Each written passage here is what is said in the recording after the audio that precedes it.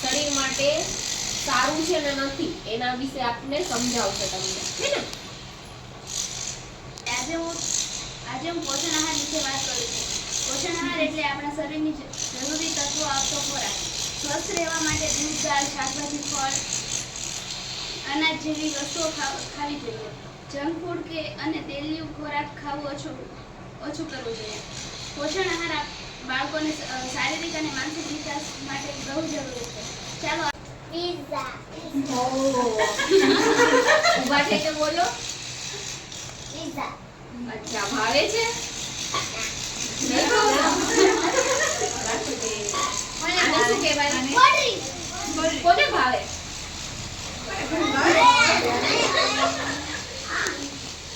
પછી સામે શું છે? ઊભા થઈને બોલવાનું છે. હાથ ઊંચો કરો. આ શું છે? Raise your hand. ફ્રૂટ છે. સરસ. અને સામે બર્ગર કોને ભાવે? ભાવે છે?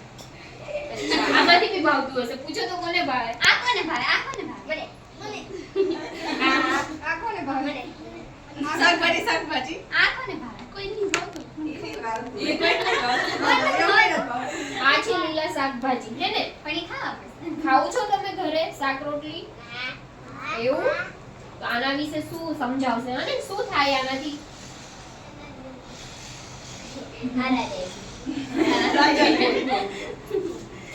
લીલા શાકભાજી ખાવાથી આપણને વિટામિન, ફાઈબર અને પોષક તત્વો મળે. મળે છે? એનર્જી આવે છે ને? તો દરરોજ ખાશો ને શાકભાજી? સરસ. કોલ્ડ ડ્રિંક પીવો? કેમ નથી પીતા?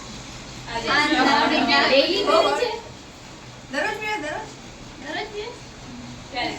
ક્યારેક પીવે છે? દરરોજ.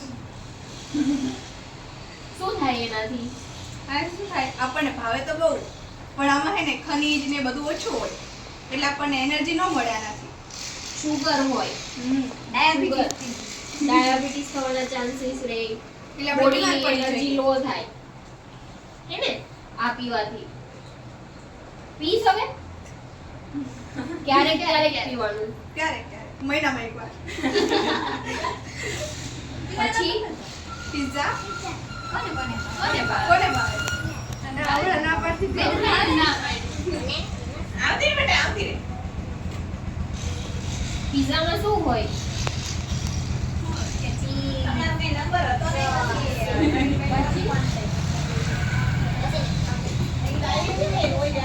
પીઝા ખાવાથી વજન વધે,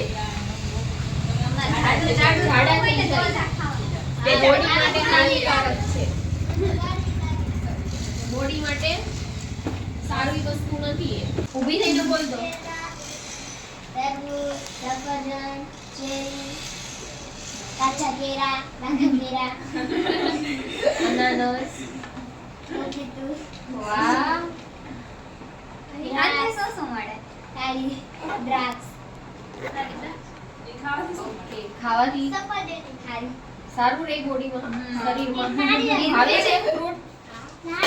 એને પ્રાકૃતિક વિટામિન મળે અને એને વાળની બધું સારું અને વાળની બધા હારા કરે. બીમારીથી લડવાનું લડવાની શક્તિ આપે. આ શું છે? દૂધ. દરરોજ છોરો કણ કણ પીવે. રોજ તો રાત જાય તો દૂધ કણ કણ પીવે. સારું કહેવાય. બીજા કોઈ દૂધ નથી પીતા? સવારે બી પીવું જોઈએ અને રાતે બી પીવું તો જોઈએ. કોઈ દૂધ નથી પીતા? દૂધ નથી પીતા? હાલો, દૂધ પીતા હોય આંગળી ઊંચી કરો. દૂધ પીવાથી શું થાય? આપણને કેલ્શિયમ મળે, આપણે બહાદુર બનીએ, આપણે જલ્દી મોટા થઈએ. હે ને? જલ્દી મોટા થઈએ, અશક્તિ ના આવે, થાકી ના જવાય. હાઈટ વધે. નાના ન હડ્ડી રહી તો મજબૂત. આપણે હડ્ડિयां मजबूत रहती है. પછી આપણી હડિયા પણ મજબૂત થાય, સ્ટ્રોંગ બનીએ.